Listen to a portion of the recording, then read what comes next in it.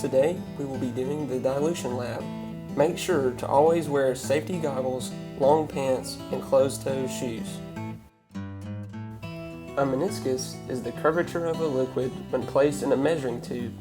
This occurs because the water molecules cling to the walls of the glass beaker. The meniscus is read by observing the bottom of the curve in the liquid at eye level. In today's experiment, we've been given a 20% stock solution. A stock solution is a concentration that will be diluted. We will be diluting it with water that is colored blue for easy identification. Diluting it reduces the concentration of the solute through the process of mixing in more solvent, which is water in this case. The equation initial molarity times initial volume equals final molarity times final volume can be used to show the relationship between solution and dilution. This equation shows that the initial concentration multiplied by the initial volume is equal to the final concentration multiplied by the final volume. This means that if you have a certain concentration of solute, diluting it will reduce the concentration, but it will still contain the same amount of solute. Here, the stock solution is drawn into the graduated pipette. The measurement taken in is measured.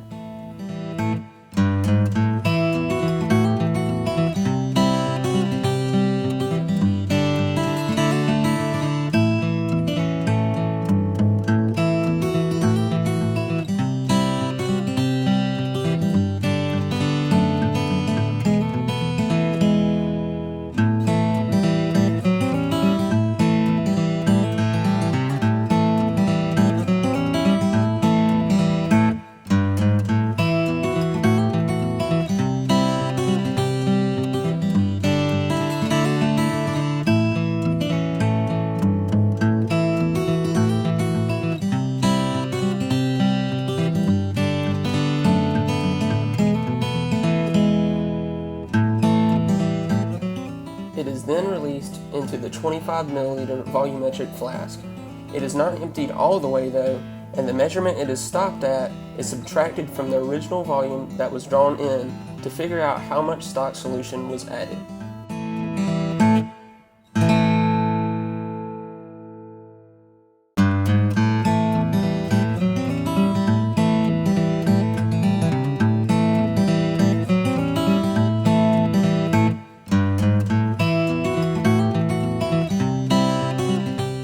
Next, the water is added to the volumetric flask in order to dilute the solution.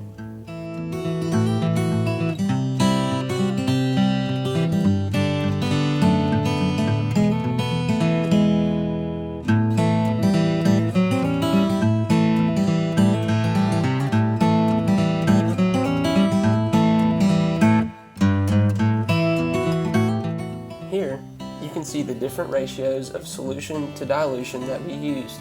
We measured the mass and volume of each trial and used the equation mass divided by volume to determine the density of each one. We then used the volume data, concentrations, and dilution formula to determine the concentration of each dilution. Now it's time to clean up. It's important to wash all of the used containers and dispose of the solutions in the sink.